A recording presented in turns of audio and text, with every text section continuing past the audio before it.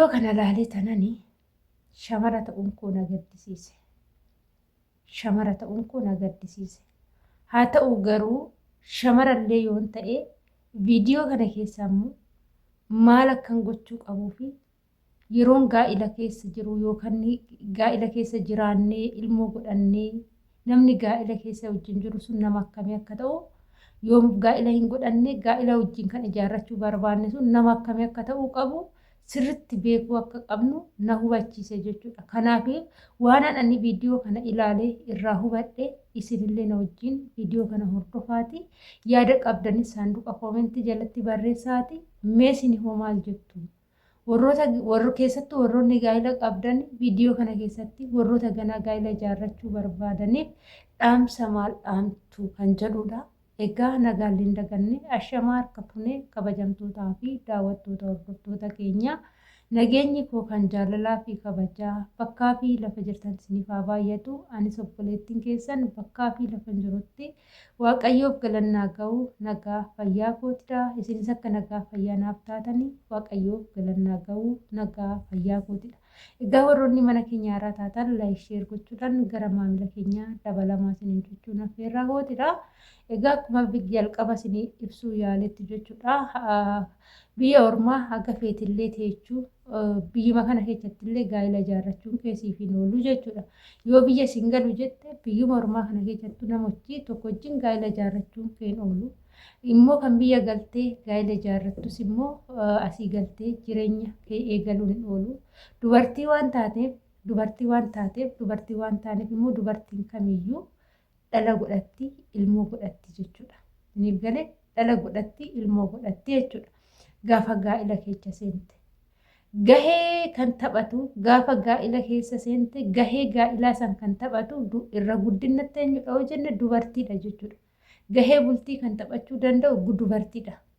Dhiirri giddeellashiidha. Yoo ati cimteetoo gaa'ila kee keessatti gahee guddaa hin taphatini ilmoo sirraa dhalchee daa'ima sirraa argatee raawwatee daa'ima sanuu sirratti gatee gara biraa deema jechuudha. Hoo barbaade biyyuma sanuu gadhiisee bada jechuudha. Yeroo gadhiisee bade san daa'ima sanatti gatuu hin dandeechu, waan tokko gochuu hin dandeechu. Daa'ima san nama bira kaawwachaatti haala amma obboleettii keenya argitan kanaanii makaraa kee argitee ifaajjii kee nyaattee feetu qoraan falaxxee gurgurtee feetu immoo dhoqqee bukeechitee waa hunda hojjettee gabaa keessa teechee nagaddee ilmoo san guddisuun dirqama ofitti fudhatta jechuudha. Amma ishiin makiinaa gubbaarra gochuuf makaraa argiti. Makiinaa gubbaarra gochuuf dhiibdi. Inni garuu cinaa dhaabbatee kolfaa jira malee hin gargaaru jechuudha. Dhiirri kamiyyuu hanga si bira ga'utti malee gaafa waan barbaade sirraa argate immoo akkana si godha jechuudha. Shamarri osoo gaa'ila hin godhatiin jireenya osoo hin ijaarratiin dhiira tokko wajjin na jaalatee jira jettee duuba deemtee na jaalatee jira jettee isa wajjin waan inni sirraa barbaadu hunda raawwatteef gaafa ilmoon isaa garaatti si hafisan irraan inni si duuba dhaabbatee sitti kolfuu eegala. Dhugaan sitti hima obboleettii koo. Inni si duuba dhaabbatee sitti kolfuu eegala. Yoo si jaalate, yoo namummaa kee si jaalate, yoo jireenya si barbaade dhiirri kamiyyuu maatii kee bira dhaqee aadaa fi seera duudhaa jiruun gara maatii keetirraan ogguma gabbarallee maatii kee gabbara baay'ee irraa fudhatinaa jireenya wajjin jiraachuun barbaada jettee gaa'ila xiqqeechitee ijaarrattee yoo ittiin dhaqini dhiira tokko dhiira ta'eef dhiiruma ta'eef surree hidhateef urufatti waan barbaadde yoo wajjin taate dhugaan sin jedha dhiirri sun jireenya hanga dhumaa sin barbaadu jechuudha. Erga waan barbaadu sirraa argateen boodatti si duuba dhaabbatee kolfa. Ati immoo maal gootaree shamara waan taateef ilmoon isaa garaatti yoo si hafte maatiin kee, obbolaan kee, firri kee kan duraan si jaalatan sun gaafa ati deebitee maatii keetii irratti ilmoo deessu hundi isaaniitu si jibbu jechuudha. Ishee diqaalaa deechisanii, ishee diqaalaa dhaltisanii siin jedhu jechuudha. Gaafa san immoo ati immoo daa'ima kana waan gootu yoo dhabde haala kanaan inni immoo deebi'ee dubartii biraa qeerrittii fuudha. Ati garuu gadi deebitee namummaa kee cabsitee uffanni sirraa dhumate, caamman sirraa dhumate, kottee kee duwwaadhaan dugdatti baattee deemtee nagaddee ilmoo kana guddista jechuudha. Kanaaf yaa shamarran keenya kanas ta'ee sanis ta'ee hanga biyya ormaa jirtanis hin dogongorinaa. Keessattuu ijoolleen gaa'ila odoon godhatiin biyyaa baatanii osoo gaa'ila ijaaratiin biyyaa baatanii dhiira tokko feesbuukidhaan namummaa isaa osoo hin beekin suuraa isaa qofa ilaaltanii kun akkam bareeda jettanii wajjin mana ijaarranna wajjin jireenya godhanna yoo siniin jedheyyuu inni of danda'ee lafas bitee manas ijaaree sin eegee maatii keetirraan fixatee akka aadatiin farda fe'atee dhufee warra keetirraa si haa fuudhu malee asii booletti na eegi jetteeni galtee jireenya kee hin balleessin. Biyya Arabaa hojjettee gaddeebitee iddoo amma akka buleettiin keenya argamte kanatti argamuu dandeecha. Kanaaf har'aa kee yoo bal'istee yaanne boruun kee iddoo kana ta'uu danda'a. Har'aa kee maafan biyya Arabaa jira jettee yoo yaanne boruun kee iddoo kana ta'uu danda'a. Shamara waan taateef dhiira bira yoo geeche da'uun keetis akka oolle waan sirti beeku qabda jechuudha.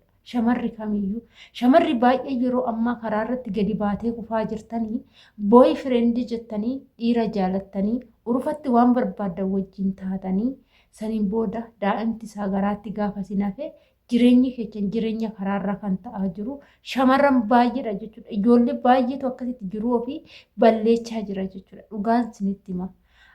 Biyya Arabaallee yoo dhuftanii biyya Arabaa kana yoo dhuftanii as jiraattanii biyya Arabaa kun jechuun akka barbaaddanitti keessa garmaamtanii teebilii warra teechanii ashkara kartanii odoon taane gizee qorraa uffata qorraa dhabdanii qorrachaa hollachaa ijoollee hedduun kushiinaa keessa dhaabbattanii kan hojjettan baay'eetu jira jechuudha. Gizee oo'aa uffata dhoo'aa dhabdanii uffata biyyarraa fidattan kan nama gubusan uffattanii kan isin kifilii keessan hin jirre kan minkeeyyifni kifilii keessan hin jirre galgala rafuu dadhabdanii maali biyyi qilleensi hin jirre jettanii guyyaa hojjechuu dadhabdanii dafqi akka bishaan isin keessaa gadi lola'aa hojjettanii maallaqa kana fiddu malee teechanii miti jechuudha.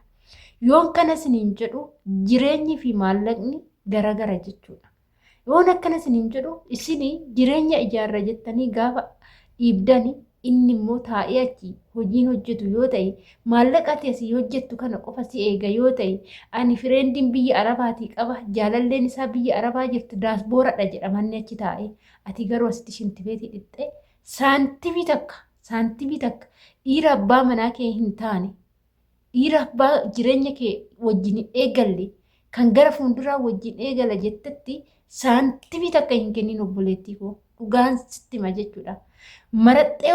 Maraxamtee odoon taane maraxxee teerumta carra qabeettiiwwan warroonni osoo gaa'ila ijaarratiin jireenya eegaliin biyyaa baatanii dhugaan sinitti hima isin carra qabeettiiwwan jechuudha.